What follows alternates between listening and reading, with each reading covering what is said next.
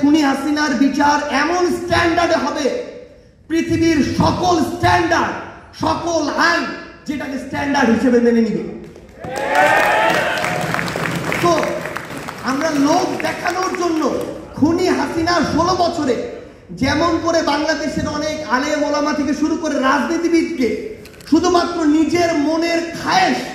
আর প্রতিহিংসা পূরণের জন্য লোক দেখানো, বিচার বহির্ভূত হত্যাকাণ্ড করে ফাঁসিতে ঝুলিয়েছে এই আইসিটি, এই ক্রাইম ট্রাইব্যুনাল, সেভাবে আপনার আমার মনের খায়েশ পূরণের জন্য শুধু খুনি হাসিনার বিচার করতে চায় না, বরং